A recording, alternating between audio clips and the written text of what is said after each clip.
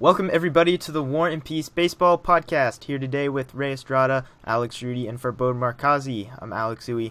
How are you guys doing? You guys enjoy your Memorial Day weekend? Enjoy a little bit of baseball, a little bit of boxing? What happened to making this interesting? What? Yeah. This is interesting. It's a very specific holiday that I'm asking about. I respect that, but you said, how are you guys doing? Well, I asked specifically about your weekend, so go ahead and start with that. I would like to give a shout out to our troops and servicemen. Thank you for your service. That's a great place to start. Rudy gets it. Good job, Rudy. Yeah, I enjoyed relaxing on this Memorial Day weekend, and all thanks to the troops who have fallen, unfortunately, for the cause of freedom. Yeah, I mean, I think we do a good job honoring these guys every year. The Major League Baseball does a great job every year. It's really nice to see all the ways that they honor them on, at least with the MLB does on Memorial Day Monday. And this year we decided to throw in a new tradition of a complete brawl on the field. There's no other word for it. That was probably the most proper brawl we've seen in a long time, don't you think? That was since Giordano. Rest in peace. The best part was Samardzija taking out like 3 of his own teammates running in there. Yeah. And I think today I saw that Bryce Harper sent something. He's thankful for Michael Morse, who managed to stop Samardzija from landing a full tackle on him. Even though actually, the best part was Posey just standing there and watching. Yeah. The first Bumgarner. I loved it. But Bumgarner would have gone Bumgarner's suspended. Hurt. Yeah, and DL players aren't allowed to leave the bench for brawls. So well, I think rule. Hunter Pence left the bench, didn't he? Yeah, he should get suspended too. Yeah, speaking of suspensions, Harper already got 4 games, and Strickland got 6 games for plunking him right in the back, I guess, is where it hit him. In the hip. That was not really even close, it seemed. That was very obvious. Almost as obvious as Harper's helmet throw was horrible. Okay, that was awful. I'm fairly certain that he had no intention of actually hitting him with that helmet. Oh, no, he did. I mean, you look at his arm motion, and his arm is going 50 forward. Cent definitely taught Harper how to throw. I'm pretty sure he was not or trying... a Japanese, J-pop star. No. He was going to throw the helmet, very obviously, but I think he knew, something in his head said that if I throw this piece of equipment at this pitcher, that would not be good for me. I'm just going to go in there with my fists. He definitely changed his mind, midway through throwing it. At least he did that, because can you imagine the suspension if he threw his helmet at Strickland and just clocked him right in the head with that, right from 5 feet away or however close he was? That would have been pretty bad. Yeah, I don't know. I think there's a lot of analysis for this brawl, which is what I like. Yeah. Most of the time it's there's one thing that happens and then it's done. But this one I just think it was ridiculous. It was just I love baseball brawls because they're just so over dramatic and fake tough guy, themed. But Hunter Strickland, are you really gonna continue beef from 3 years ago? I mean, there's better beef than that. There's better beef out there. There's better Bryce Harper beef than that. Come at least find something new to get all riled up about. That's just petty, and that's just a new level. And it was hilarious. Honestly, I just think it's hilarious. It's quite entertaining. I do think this is top 10 Bryce Harper ejections, though, for sure. I think he's at exactly 10 now. So that definitely. So he's definitely top. This one's definitely in the top 10 for him. So. Yeah, I guess a couple other notes on this story in particular.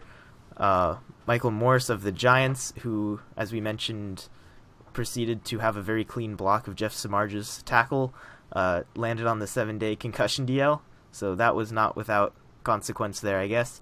And Samardzija is, as we speak, pitching against the Nationals, or I think he's been taken out of this game, but he started today's game against the Nationals the very next day, and did not fare extremely well against him. It's already a 6-2 game, and he's out of the game right now. So yeah, no super awesome revenge outing for Samardzija the day after. So yeah, I think that covers most of it from that. It was an exciting fight, but really when you think about it, baseball players are really awful at fighting. You see the slow-mo of the fight. They kind of land punches, but it's really like not very good. Like if you're gonna premeditate anything like this, I hope players aren't, but I'd hope they'd at least be able to do a little bit better defending themselves. Like it's not like some of the older footage that you have from fights. It's certainly not. It's no Rougned Odor. Exactly. No. I think that's the only really clean hit I've seen like in recent history of of any kind in an on-field brawl, so to speak. Yeah. So I think that's going to be the end of this little beef, at least for this series. I think a lot of people involved know that it was a ridiculous thing to do, and the Nationals probably aren't happy about it, but they're also like, it's not worth our time really at this point. The Giants aren't even that good of a team right now. They're not even gonna have to worry about them in September if it continues at this rate. So yeah, do you guys think there's any more retaliation coming from the Nationals? No, I think because Harper did charge the mound, there's nothing more the Nationals can do, in good reason. I mean, it was like I said, it was a dumb beef to begin with, but then Harper charged the mound kind of, so that was kind of the form of retaliation right there. So there's no need for the Nationals to throw at anybody. I kind of feel like there's been more fights this year than usual, but I don't know if that's just like me paying extra attention or like, I don't know. It just feels like there's been a lot of like really like over dramatic like moments so far this MLB season. Yeah, I don't know. Maybe it's Manfred with a new policy of encouraging more fights to boost ratings. I mean, I wouldn't be against that necessarily, as long as nobody's getting seriously injured in these little scuffles. But charging the mound with your helmet is a little bit extreme in any case. But that's not the first time I've seen it. I've seen guys actually make good throws helmets. So, but I'm talking about the other recent scuffles that have happened. It's benches clearing stuff, but nothing as entertaining as this one, I would say. Yeah. So if there's nothing more about the on-field fights, or at least with fisticuffs anyway, let's talk about some more fights in the standings, because the AL East is one of the toughest divisions, historically anyway, or in recent history. And it is no exception this year. There are 4 teams above 500, and the team that is in last place is the Blue Jays, who have been probably the hottest team in baseball this month. So I don't know where to start with this division. I have no idea who's going to come out on top. It really could go any direction right now. So I think it's a good place to start at the top with the team we talk about every single week, the Yankees. Boston Celtics. Yeah, they were the team on the top in the East. That is true. Rest in peace, Celtics. But yeah, the Yankees, they continue their hot streak. I think they've won 6 of their last 8. I want to say. I think that's the number. But they defeated the Orioles today, 8-3, I believe.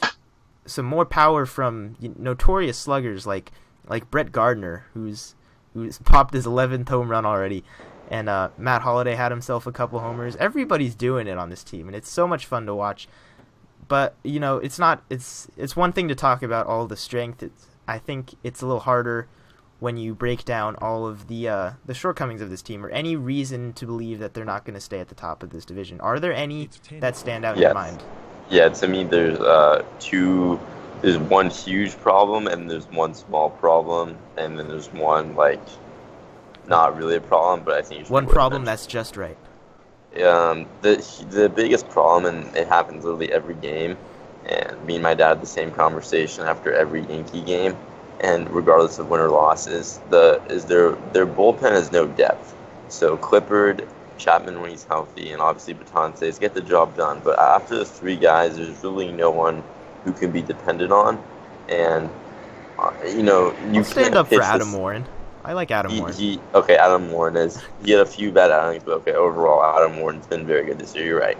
So 4 guys, you would think, for most cases, that should be enough for a good, dependable bullpen. And I would usually say yes, but the fact is the Yankees don't really have any.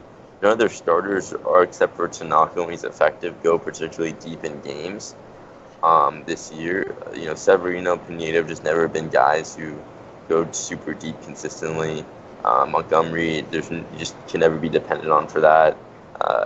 Sabathia, if he even throws 5 innings at this stage in his career of 3-run ball, I'm happy. You can't count him either. So unfortunately, the Yankees have to often depend on their bullpen. And the fact of the matter is that they just have a lot of guys who seem to get shelled, taking turns every other game, which I think that's the problem that a lot of teams have, and there's no reason that the Yankees shouldn't have that problem. It's not like they went all in on this season, and it's very easy to shore that up in the trade deadline if they would like to get a couple decent relievers from mediocre to rebuilding teams for a small prospect here and there. But it's really a noticeable drawback, and they don't have any pitching depth. One starting rotation injury, they could be in really deep trouble, and then the other thing is just like they rely extremely heavily on their power hitting, and a few guys like Castro just hitting insane averages that are way above their career norms. And I think there also is a chance that a lot of these guys just have good power years this year. Yankee Stadium's a great hitter's ballpark, and a lot of the Yankees players are either young or veterans who had very down years last year. So it's not impossible they don't stay on track, but there's a very good chance that the team has a lot of regression. And I'm just enjoying every second of the season so far, as many wins as we can get, because I still don't really have any expectations for this year. It's still, in my mind, a rebuilding team, and as long as this keeps going, I'm happy. Could not be more ecstatic for the year. And honestly, at this point, 30-19, it's hard to see them not being in contention for at least a wild card the entire year, regardless of what they do. That's just my little spiel. Yeah, and I think all of that is pretty accurate for the most part. The starting rotation has been surprisingly good for this team. That was, presumably their biggest problem entering the season. And, going forward, I think as long as nothing completely falls apart on the offensive side, as long as there's no major injuries that fall upon this team, I think I like them right where they are at the top of that division, especially because, as we're about to talk about, there are a few noticeable gaps in these other contending teams in the East that I think are a bit more serious than what the Yankees are dealing with. And, we can start with the Orioles, who obviously never have starting pitching. This year, I would say that Dylan Bundy's been their best starter, but even then, it's not been it's been sub-average, like below average even for them. Kevin Gausman really hasn't been that good, and Chris Tillman hasn't been good since he's been back. These are guys that you absolutely need, especially with, you have to run Ubaldo Jimenez out there every fifth day. That's never going to go well long term. And, the Orioles will always hit. They can hit for days, but they can't rely on the lack of starting pitching. They can't rely on this bullpen that is without Zach Britton. That is another huge issue, even when they have him back. I think it's going to be too late to make up for that lost time, and that's why I think the Orioles are probably the least likely, other than the Rays, to finish with a playoff spot. Do you guys anything more on the Orioles, or any other big holes that you see in some of these AL East teams? I feel like the Orioles just are the same team every year. It's a great offense. Yes. It's a good bullpen. The defense is just kind of all over the place from position to position, and then they just refuse to sign quality pitching, and they refuse to find any confidence in developing their young pitchers. I have no idea what happened to Kevin Gausman, but he's not the same guy. I will say I'm very, very impressed in Dylan Bundy's development this year. I kind of thought he was a lost cause at this point, and he's come a long way through injuries and up and downs, and I hope he keeps it up, Gausman is kind of the same case. He looked great at 1.2, and it's just, I don't think people probably won't remember these Orioles teams in the future, but to be honest, they've had some talented squads, and I just don't think the ownership ever gave him enough confidence. And I think I'm not really a Buck Showalter fan personally. I don't think he's a guy that can only take a team so far. the Red Sox should be. I don't see any way they don't make the playoffs eventually. Like they'll heat up. Price is back. He didn't pitch incredible, but his velocity's there. I'm sure if they get healthier and guys just get more consistent, and they might make a trade somewhere along the lines to shore up maybe the rotation or a weakness. I'm sure they'll be fine. I would say the Yankees and the Red Sox look the strongest going forward. The Orioles, we'll see. I mean, there's no reason that they shouldn't be in the playoff hunt, but it's a really interesting roster as usual with them. See, now I really don't have anything more to say because I think I agree with you too.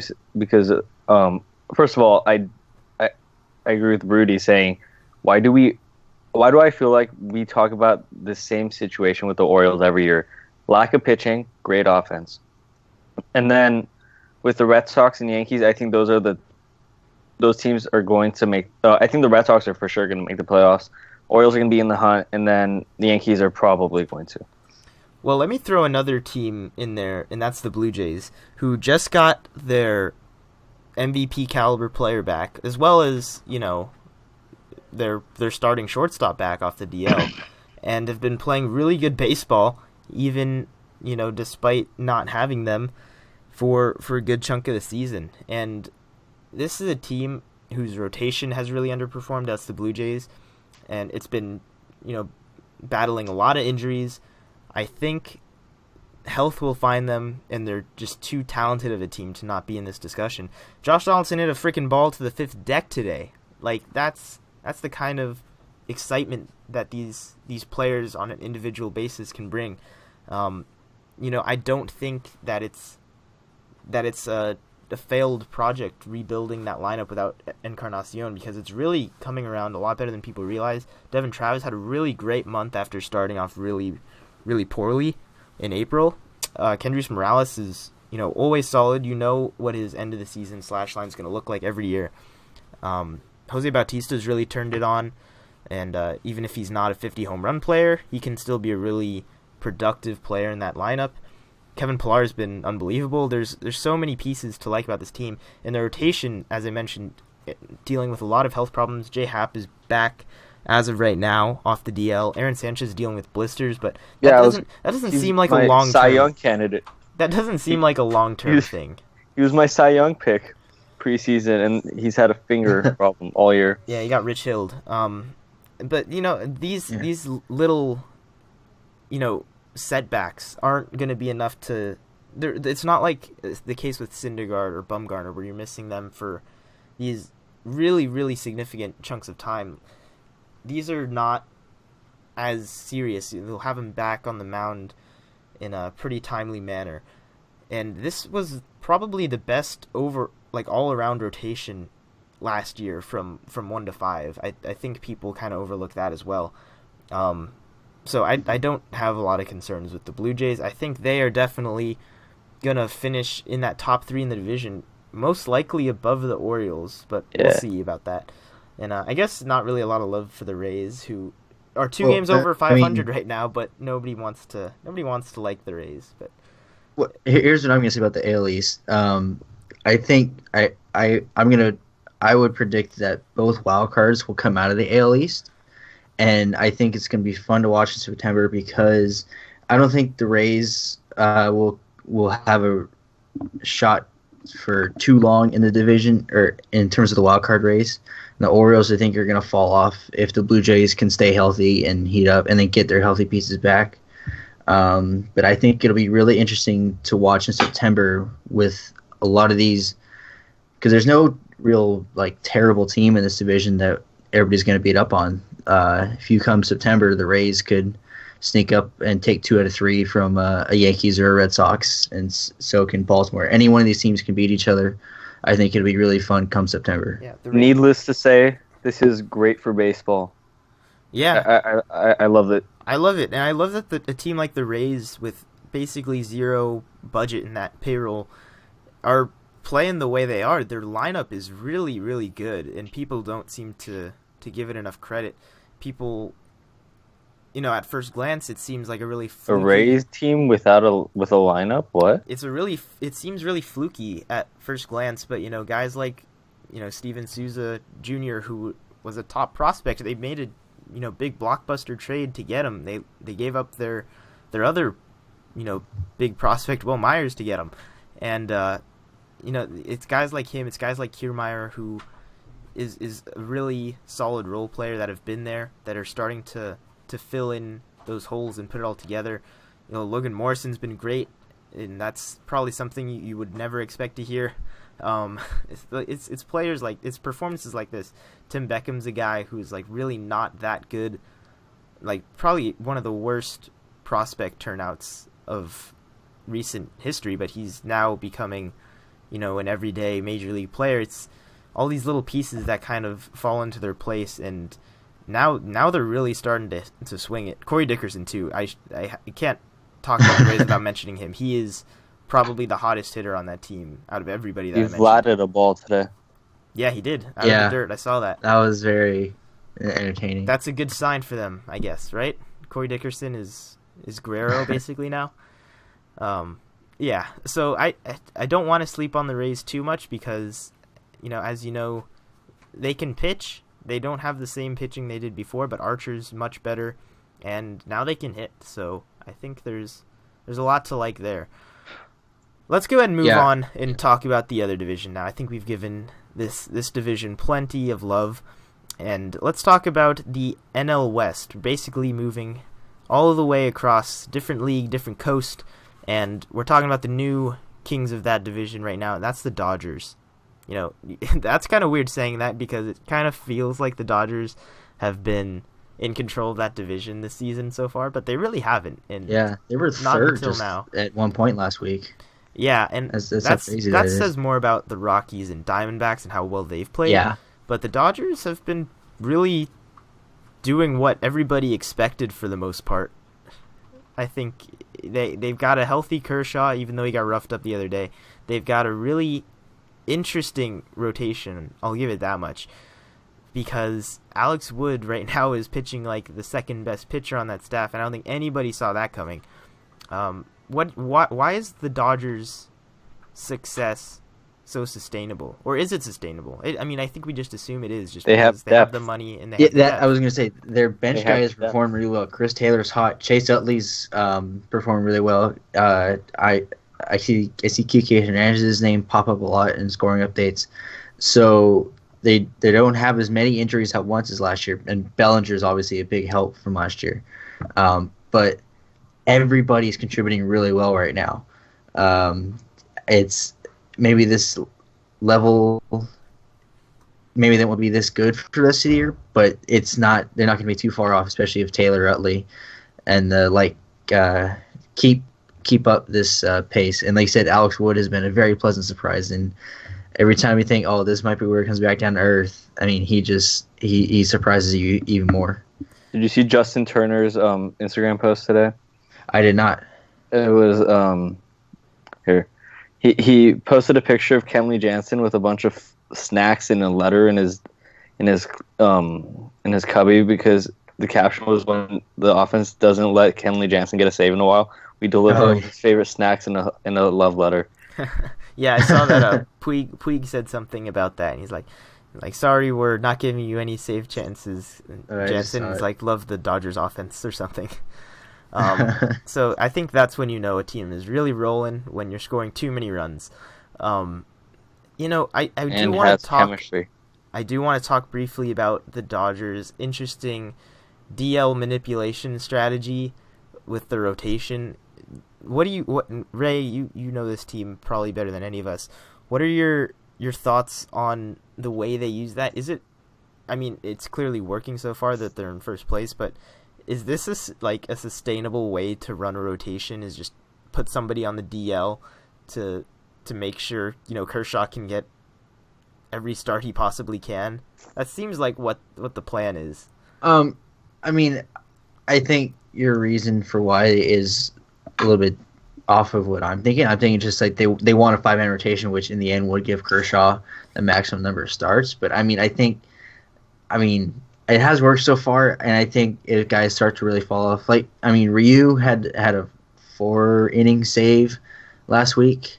So the other shuffling might be going around, but I mean, because right now they're running a 6-man, and that's without pretty Julio much, yeah. Urias even. This is without Urias. So that's why in the last week we haven't really seen like a Dodgers starter go on the DL right after a quality start. Well, I think that was McCarthy most recently, actually.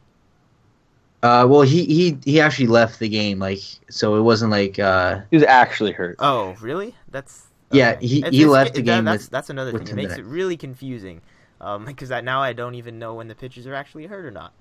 That's great. Yeah, but we haven't seen the type of thing that they did earlier when they had 6 men up, which was throw a good game and then he's on the deal with like tightness or whatever, and then he come back after the 10 days in the DL and just kind of come right back in. So I'm just imagining right now. Sorry, I'm just imagining a DL stint next to a player's name, and the reason it gives is just tightness. It doesn't say anything else. Just tightness.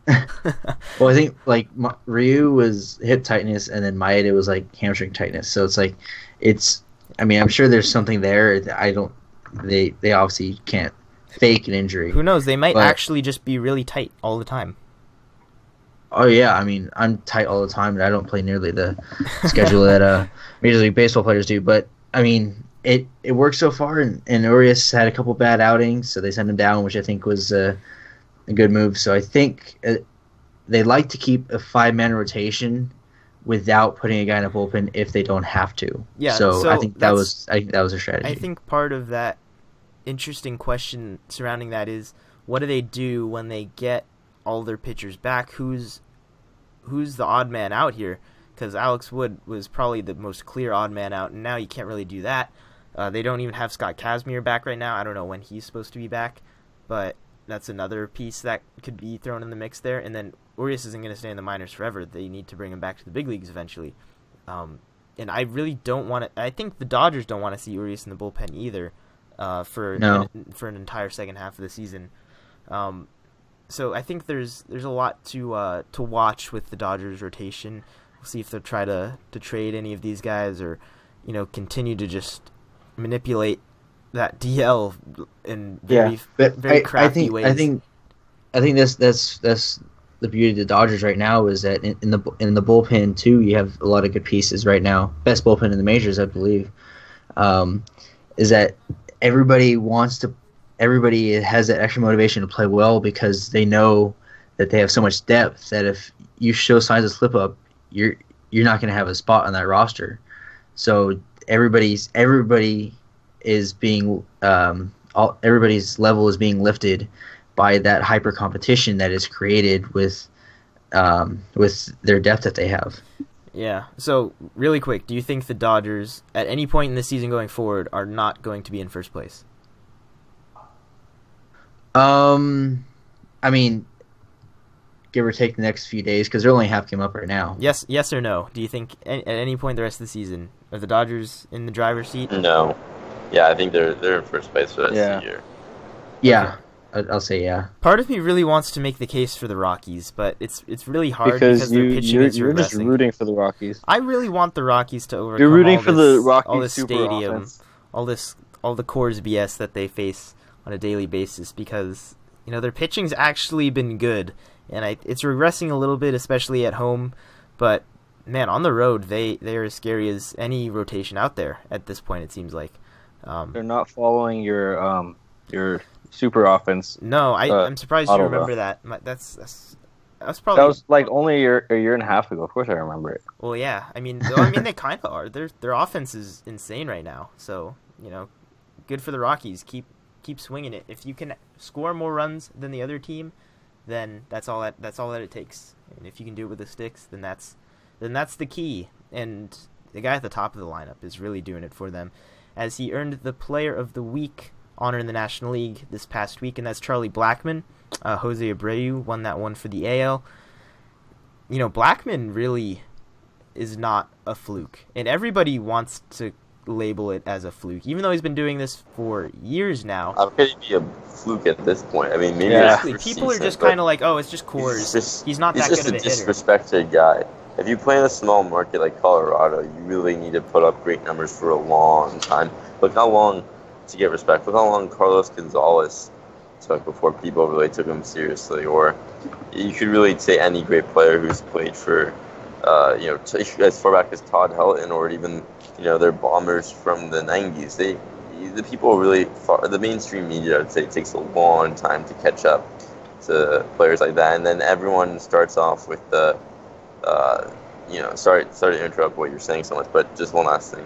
Everyone always, obsesses about the Colorado, bias, how the Coors Field helps him so much. But, I mean, Charlie Blackmon's by far done enough at this point to accept that he's just simply a great hitter and one of the best pure hitters in the game, regardless of where he plays. I mean, the guy might have 150 RBIs batting fucking leadoff.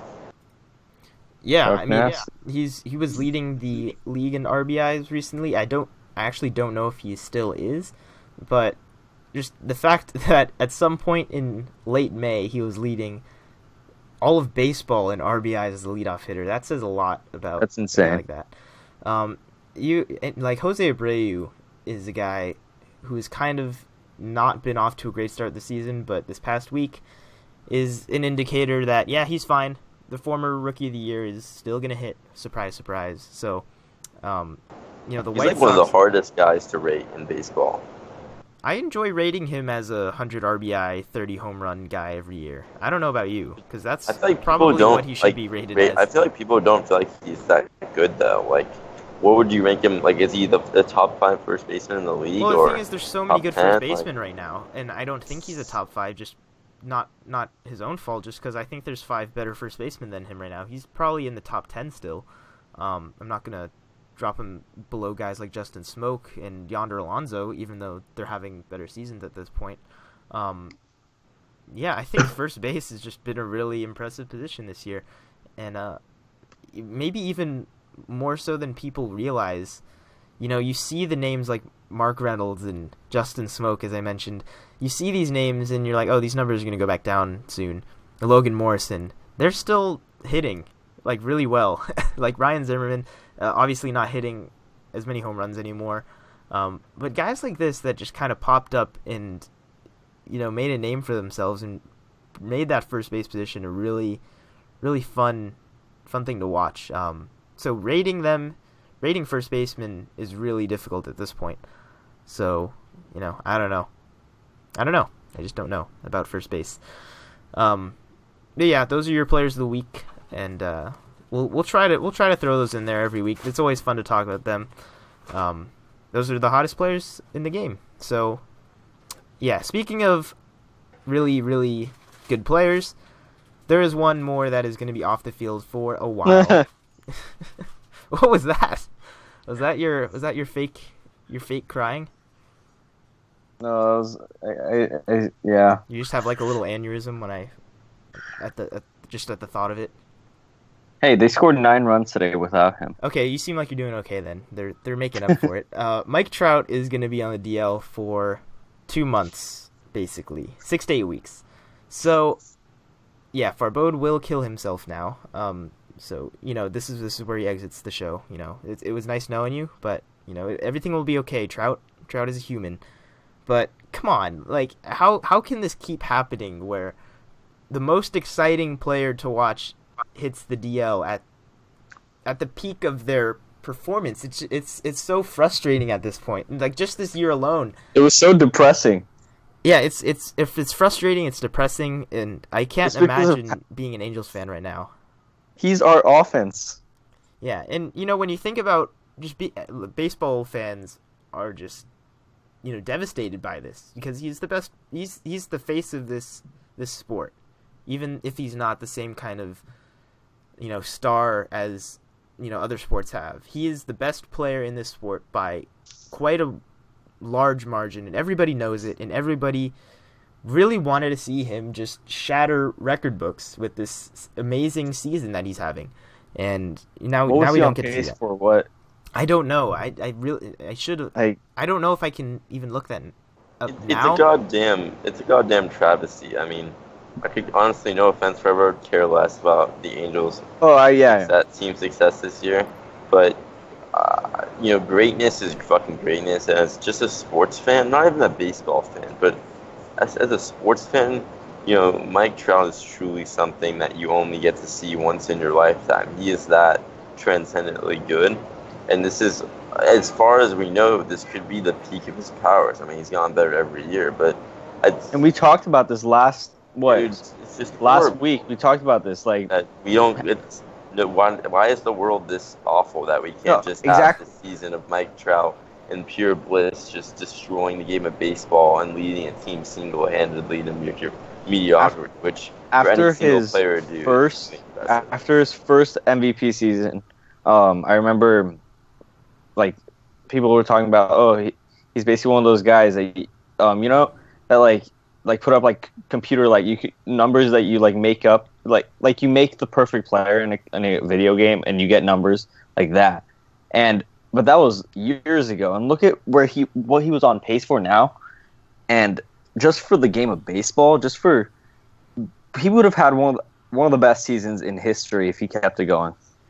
Yeah, and I talked about just how it seems to happen to every player this season who we get extremely hyped about, and just at the peak of that, something goes wrong injury-wise. I'm not going to say everybody, but the first thing that comes to mind. So let's not hype up anyone. Yeah, we should just stop hyping everybody, because we saw Bumgarner, who was supposed to run away with a pitcher Silver Slugger and pitch to a potential Cy Young award, and same with Syndergaard, who was dealing to start off the season. Both of them get injured basically at the peak of that hype.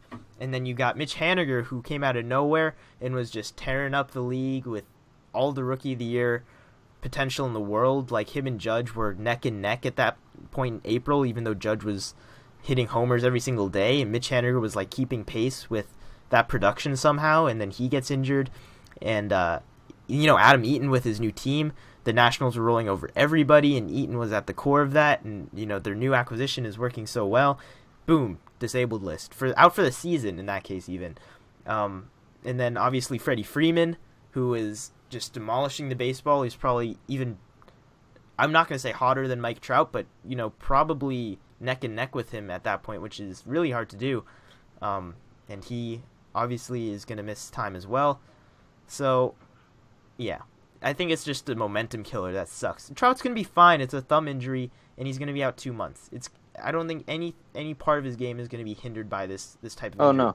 But just the fact, the momentum has been just absolutely crushed, and it's happened way too many times this season. I hate it. No more hype. It's very depressing. I'm done hyping people. It's too dangerous.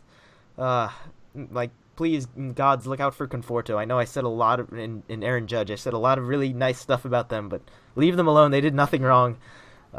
Man.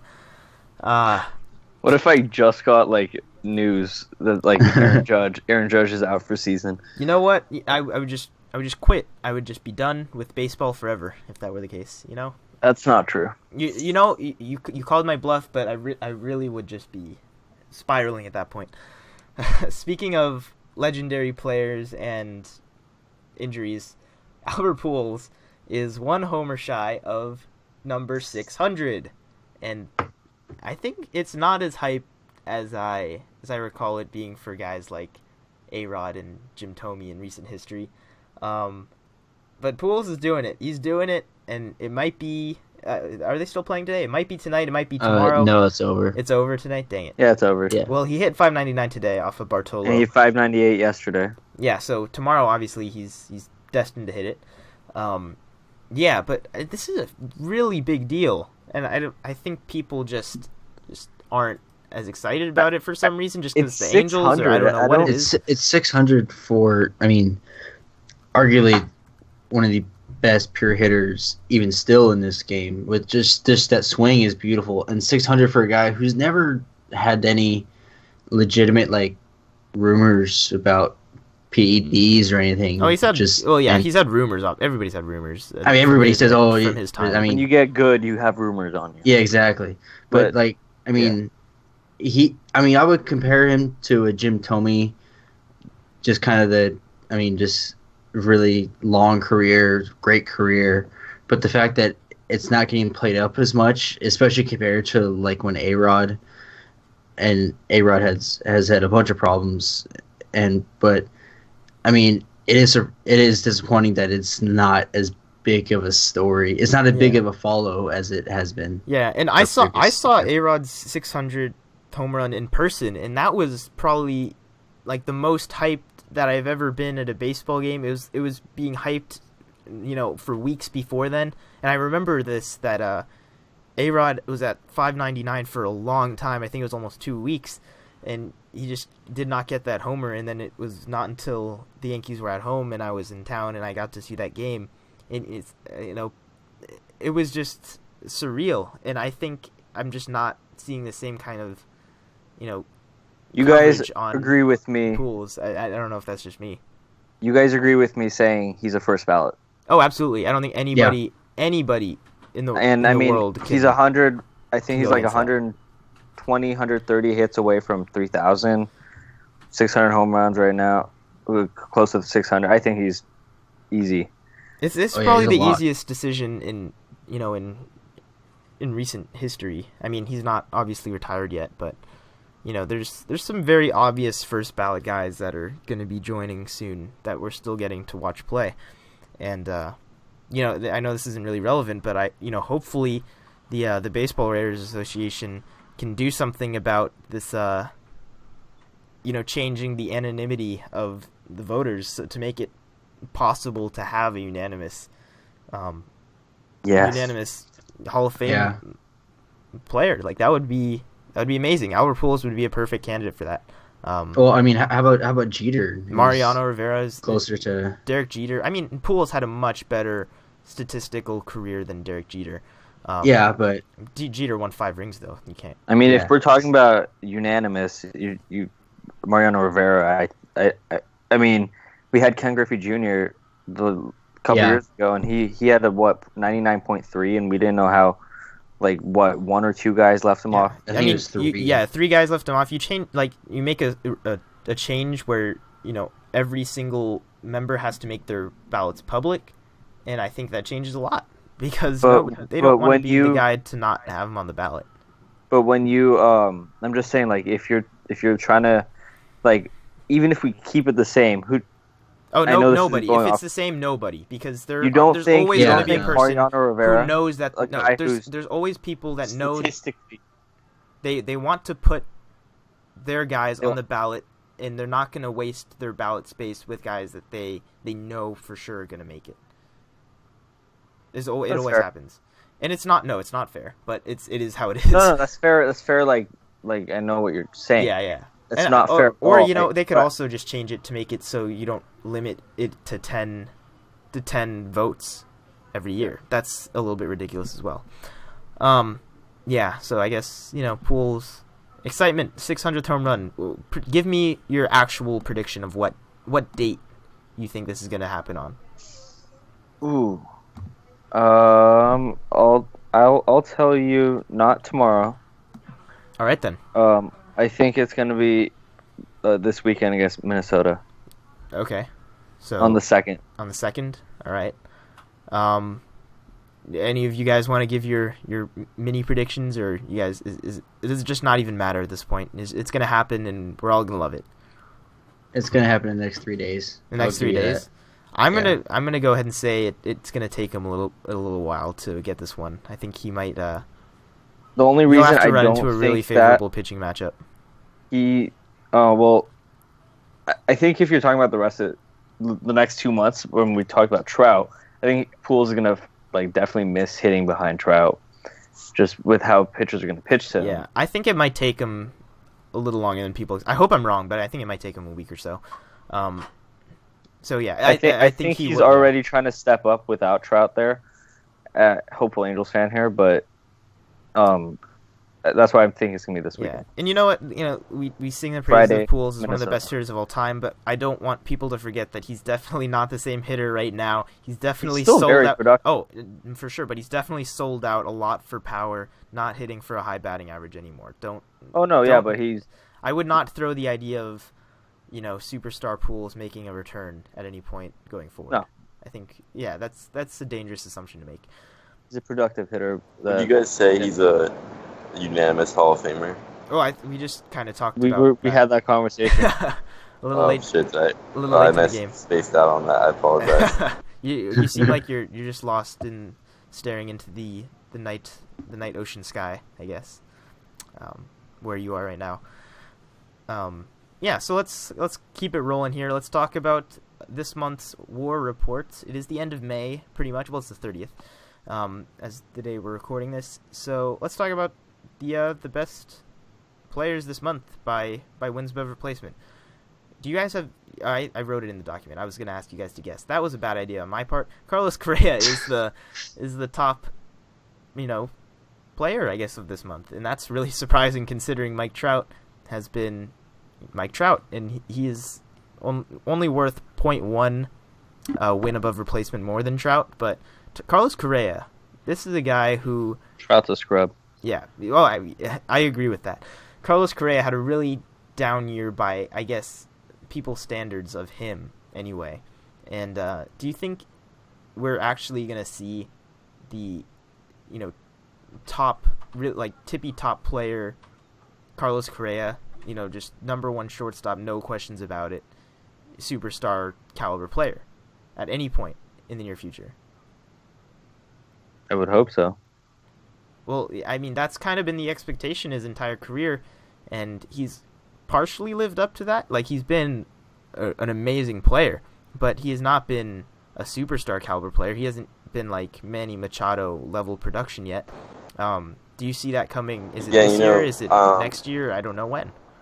I think he's pretty interesting because to me, it's the two most comparable players to him that are in the major leagues right now in terms of just position and what people thought of them in the minors, and then what they did as rookies are Lindor and Machado.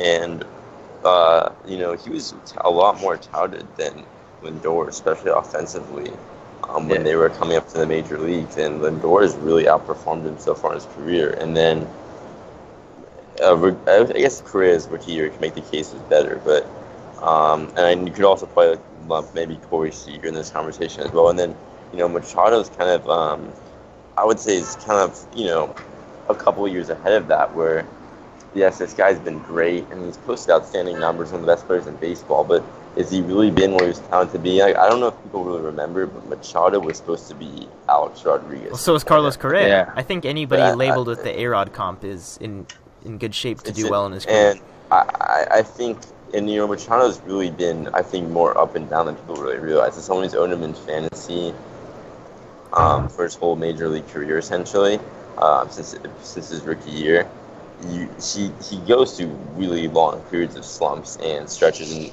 the defense has always been there.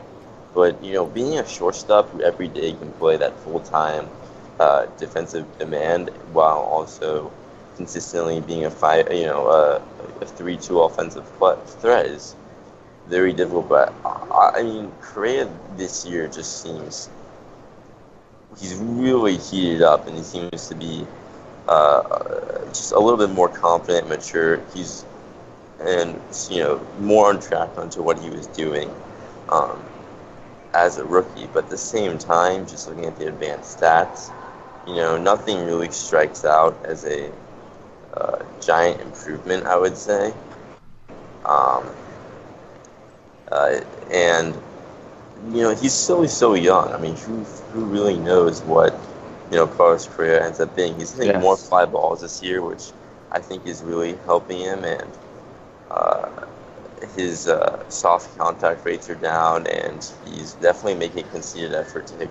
He's definitely hitting less ground balls, but just looking at what Fangraphs has published and available to us, it's really hard to see any market, really obvious improvement in his, offensively at the plate since he's been a rookie. And I think this guy needs to take another step in some direction, whether it is power, whether it's hard contact, hitting line drives, whether it's his eye, because he's an outstanding young player, and I'm sure he'll have a long, great career, make multiple All-Star teams, but to live up to what we originally thought he was, late night in Miami, he has to take another step, and I'm not saying, he's fucking 22 years old, he won't be 23 till September. He's in no rush, but you kind of wonder, will he find that next edge? And I'm not trying to just once again beat him down. He's freaking great. He's top 5 shortstop. When it's all said and done, players, but he definitely, there's definitely stuff he can improve on, and I'd like to see him demonstrate that he has that work ethic and ability to fully live up to the Hall of Fame potential that he honestly started off with. Here's a question: when it's all said and done in 20 or so years, and we're making War and Peace episode number 500, 5,000. In 20 years, that might, I was going to say that number. 5,000. 5,000. Our third book will be out. Machado or Correa? Who has the better career? It's impossible to say. I'm not even going to attempt to answer that. It's impossible. I won't do it. I refuse. I think when you look at... Go ahead. This, though, I really, really enjoy having some great shortstops in the league, because there was a period for a while there where the position was pretty darn weak. Where, especially with these guys who just do everything, these A-Rod right type shortstops like Seager, like Lindor, like Machado, like Correa, who can just dominate the field. From a pure baseball fan, I mean, I think, in my opinion, there's 2 positions where that really highlight what makes baseball beautiful more than anything. As position players, that's shortstop and center field, and it's really enjoyable just as a fan to just be able to live in an era where we have these super athletic freaks of nature just destroying the ball on both sides of the field. Yeah, I mean, I'm definitely excited about that. I hope the catcher wave is next. Please bring us some awesome catchers from the prospect pool. And let's hope they're not turned into outfielders and first basemen before they're called up. They're probably going to be, but I can dream. So real quick, I'll run through some more of the names on this war report, but I don't want to get too in depth on these guys. I mean, I would love to, but just for the sake of time here, we'll go a little bit quicker. Michael Fulmer sported a 1.5 win above replacement, which was good for the best among pitchers this past month. And I don't know if people realize that, because I'll just say that shocked me anyway. Do you make that Cespedes trade if you're the Mets every time for that World Series berth? Yeah, I think Fulmer's you got such a stud. I think you got it. I think you have to too, but I'm just making sure you guys agree with that. I don't know. Yeah, I think the more questionable part is would you make that trade knowing that every single one of your pitchers, essentially except for DeGrom, is gonna crumble into ashes? Then I might answer that differently. Hey, Wheeler came back. He did. He's back now. That Derek Jeter stat no longer works anymore. Dang it. So Alex Wood was right behind him there with a 1.4 wins above replacement. I think we've talked about him. An amazing month. Was scoreless for... Is he still running that scoreless? He's still scoreless for 25 and 1/3 innings. Yeah, okay. We'll definitely be keeping an eye on that one. And also with the 1.4 win above replacement, Blackmon, Posey, Gardner, and Rendon, who I'm willing to bet got all of that in 2 different days this past month. But you know what? It is what it is. He is worth that much. He's a good player. It just happened to come in some very interesting bunches there. So yeah, that is your war report for this month. We'll do it again next month. I think that'll be the thing. It won't be a weekly thing. It'll be a monthly thing. That seems to work out pretty well. And before we end off, we have, of course, our stat game for this week. I think Ray has got some really good ones for us. If you want to go ahead and start that off. All right, let's get this going. So our first stat game category, highest percentage swings outside the strike zone. So who swings out of all their swings the most outside pitches outside the strike zone? I was long-winded and probably not that helpful, but go ahead. I'm going to guess Joey Gallo? That's probably not a good one. Not Tim on Beckham. The first page. Okay, awesome. I'm off to a great start. Tim Beckham, you said? Beckham. He is 30th. Hey, he made the page. Oh, no. Jonathan VR. Oh, that's a good one, too.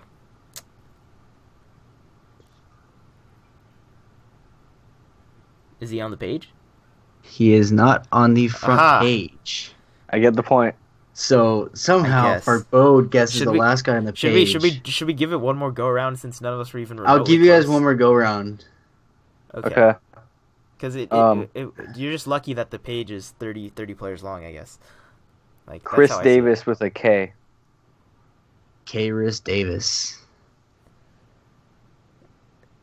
Is he on the page? Not on the page. Jesus, we're so bad at this. Let's see. Danny Who's somebody Espinoza. with a really awful eye. It's such a hard one to get. I thought this one would be a little bit easier. I thought somebody would get him. Jesus, I just don't know. Do you guys give up? Danny Espinoza. Wait, I want another guess. Yeah, I want my second guess, but I'm just thinking here. Okay. Is it? Oh man, this is I'm not doing well right now. Is it Jose Bautista? Not on the page. Okay, cool. I still get the point, boys. I didn't go, Farbode. Calm your tits, man. What is your guess, Rudy? Ryan Schiff. Ryan Schimpf. Schimpf, you're right. Schimpf. Surprisingly not on the list. No, you know what? I realized that after I said Gallo. It's probably not going to be a 3 true outcome player just because they do tend to have pretty good eyes if they draw a lot of walks. You know, I don't know. I realized that was a bad idea, picking Gallo. So Farbode wins the point with Tim Beckham, whose O-swing percentage is 35.4%. The top player is the guy who did a ball off the ground today, Corey Dickerson. Wait, really? Yeah, at 46.7%. I mean, he did swing at a ball on I the would ground, not think it's somebody with such a high batting average, though. You know? It is surprising, but obviously Al Garcia is 4th. Okay, that was probably another reasonable guy to guess. But again, the batting average just really threw me. Yeah, I mean, they must be hitting them. It's a very interesting stat. They must be hitting these balls. I kind of assumed the highest strikeout guy would be the answer, and none of those guys are in the top. 30 of. Well, because I guess they're swinging and hitting. I guess they're hitting these balls outside the zone. Yeah, I mean. All right. Well, you know what? We failed miserably on that one. Names. All right. So our next category is a semi-normal one. If you're just kind of wading into advanced stats, you might see this one a lot. Home run to fly ball percentage. So, what percent of fly balls result in home runs? Who has the highest rate? Aaron Judge. Damn it! Who got that in first? Me. I don't know. It was like simultaneous. Wait, it was very simultaneous. I thought there was an order to this game. I felt like you weren't allowed to say your answer. I guess, but you know what? What are rules? What are even the rules? Rock, paper, scissors. No, I'm gonna flip a coin. I thought I had to wait to say Aaron Judge until it's my turn. This is 100% flip a 3-sided coin then. Toast. You guys all pick Aaron Judge? No, yes. I'll be interesting and say somebody else. I'm gonna say. Well, I mean, you'd be wrong if you pick somebody else. Well, god damn it. That's the thing. Me and Farbode will share the point. It's okay. Don't worry about it. God, yes. No. Flip the coin. Flip the goddamn coin. I think we should just get rid of this question. I think we should go for second. How about second? Okay, second. Okay? Is that fair? Yeah. All right. Let's not all say the same person now, shall we? Farbode, you go first. Are you dead? Hold up. I think the Mike Trout story got to him finally. You should not have let him go first. Wait, is that copyrighted? Can we not do that? No, you can. Or no one listens to this anyways. Like tone deaf. Yeah, you're right. You're fine. Jesus, man. Mike Trout. All right, I'm gonna say. He is 4th on the list. I'm gonna say K-Ris Davis. Oh, he is 3rd on the list. Yes, he is 3rd on the list. So number 2 is still up there. Joey Gallo. He is 13th. Number 2 was Freddie Freeman. Wow. The late Freddie Freeman. May he rest in peace. Do you guys want to hear the Trout over him? Do you guys want to hear the gap between Judge and Freeman at 1-2? It's probably absurd. So yes. Aaron Judge is at 42.5% home run per fly ball. Freddie Freeman is 33.3%, so nearly about 9 percentage points difference between Christ. 1 and 2. What a time to be a Yankees fan. Yeah, that's all I can say. All right, give us the next one. Okay, so our next one. So this one is a little bit. So highest percentage of sliders seen. So which hitter, the percent of pitches that he sees are sliders. Now, to give you some help, Fangraphs differentiate sliders from curveballs. Okay, so it's a hitter that's really bad at hitting off-speed pitches, apparently. Who gets thrown the most percentage of his pitches? I mean, I would assume pitchers throw really bad breaking balls. There's a lot of breaking balls. So, yeah, Farbode, should we even try to let you go first, or is it going to take 20 minutes? Hello? It's going to take 20 minutes. Oh, God, okay, you're definitely not going first then. I'm normally the quickest one. I probably should go first, right? Sure. Go ahead. All right, I'm going to guess it's Miguel Cabrera.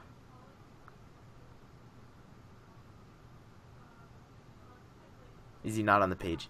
Not on the page. Of course not. That's what I do. All right, either one of you guys do it before I fall asleep here. I just I don't really know anyone whose reputation just throw it. It doesn't even matter. Just throw a name. This is a pretty hard one. I'm gonna guess Tim Beckham. Tim Beckham again. He is 8th. Oh God. What? I'll go with sweet Jesus. This is Sweet this is beyond my sports knowledge. Let's see here. I'll go with Miguel Sano, because why not? He is 4th. Oh my God. So nailed it. The top man. I had it the whole time. The top man was Maikel Franco. Oh, that's of the Philadelphia Phillies. He just sucks. Who sees sliders 26.4% of the time, followed by Alex Bregman, George Springer, both of the Astros. Then Miguel Sano, Tim Anderson rounds out the top 5. Plouffe, Swanson, Beckham, Reynolds, and Gurriel will round out the top 10. Yeah. So 3 Astros are in the top 10 of sliders. I will say I probably should have known Bregman just because I follow him pretty closely, and I know that the ground ball percentage is up because he's seeing a lot more breaking balls, and I knew that tidbit, but it just didn't register. Yeah. Another solid one for the next one. Another good one. Just note Matt Kemp was 11th, and I mean, he cannot lay off a slider in the dirt for his life. So well, then good job on pitchers' parts then. Okay, so we're on the 4th one. Does everybody have 1 point each, or is Farbode have 2? Did I get a point? 1 point each, I think. I did, right? I won the homer. You got K-Rus Davis, right? Yeah. Okay, all so right. It's all tied up. Cool. Going to our 4th one, highest. So the highest walks to strikeouts ratio or rate, whichever you may. Wait, is this for hitters? So, hitters. This is all hitters today. This is all hitters. Sorry, right, cool. All hitters today. Mike Trout. Mike Trout. No, I go first. Oh, sorry. What are you gonna say? Go ahead. It's fine. You can say what Mike Trout is. I wasn't gonna say him anyway. He's 14th. Oh damn. Joey Votto. Bro, I'm not on my game. Second. Oh, Votto's only 2nd? I would have thought 100% it was gonna be Votto. I'm really not sure. Because I gotta be spot on here. I can't, Yeah. I want to say. I'll just say Goldschmidt. He's the best. He was what I was gonna guess because I knew he's got to be pretty high up there. But Paul Goldschmidt is 7th. Yeah. The top man is Buster Posey. Okay, all right. I can see that. He's at Joey Votto, I cannot believe he's not the answer. Yeah, he's that's ridiculous. Obsessed with this. This is the only Buster thing Posey in his life is especially this year. He's just not striking out at all this month. He had it. I guess what's probably weighing him down is in April he was striking out a little bit more for a couple weeks, and then he just was like, nope, all right, I'm done, and then just decided to be great again. Yeah, Buster Posey has a slightly smaller walk rate than Joey Votto, but his strikeout rate is nearly 5 points lower. Yeah. Well, Paul Goldschmidt does lead the league in walks, I think, right? Yeah, numbers counting wise, he has. All right, so that wasn't. I'm okay with my guess. Is what I'm saying. Yeah, I mean he was 7th. I mean. All right, throw us this last one here. Not too bad. Give us the last. Okay, one. so Rudy has guaranteed a tie for himself. If he can get this one, he will win. So highest positional value added. So this is kind of like, it's just a number really. So there's on this page, it's numbers for like batting, base running, fielding, and there's positional. So it's just a number. The highest one I'll tell you is 3.3, and I will also give you another hint. The top 30 are all from 2 positions. I'm guessing that's. I'm gonna keep that. So who's going first is the real question. I have 2 guys in mind. Well, pick one. Are you going? Yeah. Okay, first. Eeny, meeny, miny. Yair Molina. Ding, ding, ding, ding. That's the winner. Yeah. Wow, I was gonna say, I thought for sure it would be Buster Posey. I had Molina and Simmons in mind. Simmons is 7th. He is the top shortstop. The top 6 are all catchers. Wow. Wait, is this all defensive? This is positional. This is by position. Because shortstop's a really strong position. I can't imagine that, really. I guess shortstop's just not as strong a position as they thought. But compared to catcher... Is he the highest shortstop even, though? Simmons is the highest shortstop, yeah. The top 6 are all catchers, I'm saying. He's the most valued shortstop. Yeah. Even though Correa put up 1.8 wins above replacement last month. Okay. Correa is 15th. I'm confused. I don't understand. There's batting, base running, fielding, offense, defense put into this. I mean, this is just a number I'm looking at. All right. You know, I do like the categories from this week. You know, everybody else wins except me. Yeah. Great job, everybody. This is it's been a fun time, but sadly, I think it is time to wrap up the podcast for today. Well, okay. You know what? I will. We got another OOT report. I feel like every time we say it, nobody really understands what's going on. This is from a video game, like a simulation, a GM simulation video game. And I would disagree. This is Farbode's life, apparently, as far as I know. His life is a simulation. So give us your news update, Farbode. I'm not gonna say the one you guys wanted me to say. Oh.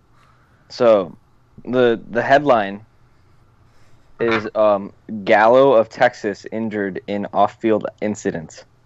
Joey Gallo of the Texas Rangers sustained an injury while trying to win a prize by knocking all the bottles over at a county fair and is expected to miss 4 weeks. The third baseman has a strained tricep. Jesus. Are you sure this isn't real news? That's another really good one, though. Are you sure this isn't real-life news? Did you double-check? No, it's fake news. Okay. Well, that was a pretty good one. Don't get political on us. Yeah, some of the other ones you've been giving us that were pretty good as well. We'll keep throwing those at the back end of this podcast. But as always, we'd like to thank you for joining us, and we'd absolutely love any feedback you have. You can do so by tweeting us at WPB_podcast. You can check out our website. The link for that will be below.